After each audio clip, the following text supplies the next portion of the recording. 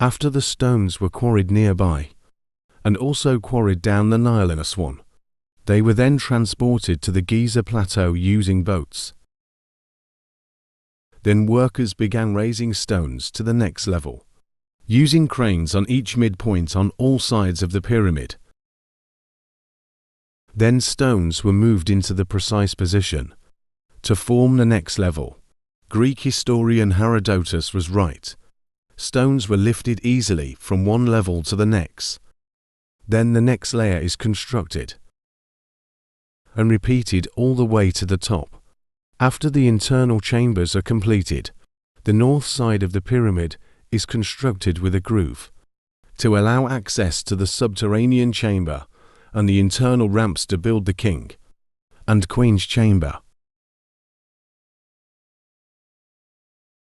Here I will explain how massive granite blocks were raised to position and lowered using sand elevators.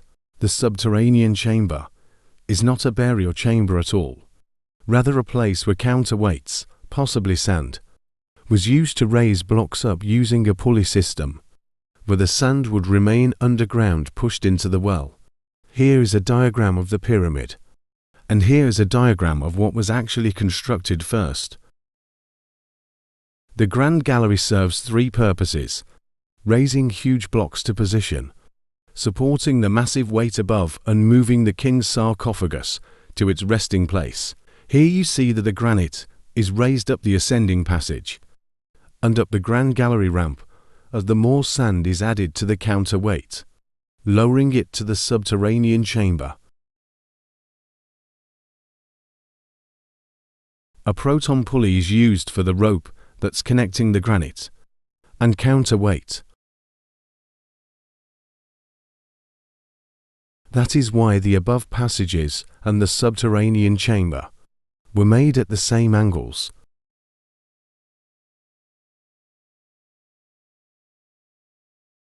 The granite is raised to the top the sand elevator to begin construction of the Queen's chamber, while the counterweight sand in the subterranean chamber will remain forever. The ascending passage is built in two levels of stone. The first to slide the stones up to the Grand Gallery ramp.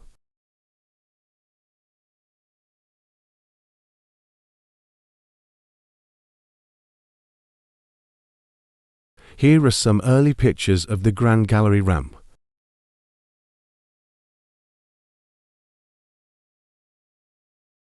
Sinai. Here is how the Queen's chamber was actually cleverly designed as a sand elevator for lowering and positioning massive granite blocks into position. A specific sand was acquired from the Sinai Peninsula with better flowing qualities. The door discovered in the four air shafts of the pyramid are actually stones with handles pulled by ropes by the workers to control the flow of the sand, lowering the volume of sand in the Queen's chamber, which then lowers the position granite pieces.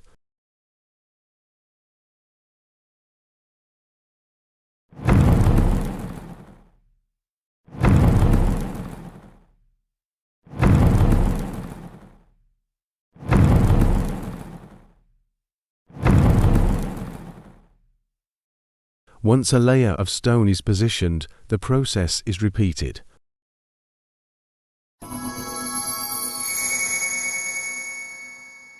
In 2017, scientists discovered a new big void in the Great Pyramid of Giza using cosmic rainbow and radiography.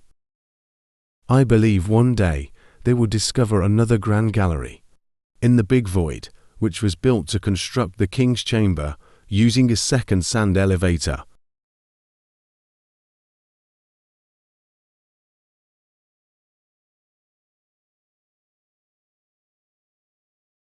In the ceremony for the King and Queen's journey to the afterlife, the King's sarcophagus was lifted up the ascending passage via the Grand Gallery's inner track into the King's chamber using the portcullis machine.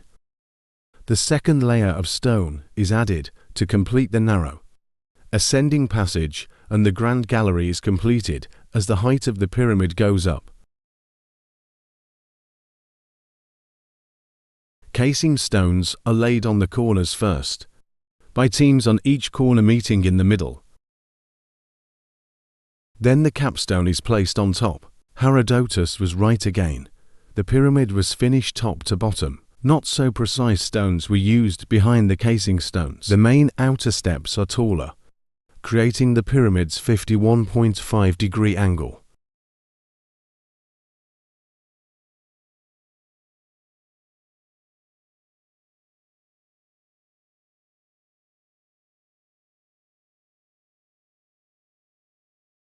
Once the casing stones on top level are completed, it is repeated all the way down to the bottom.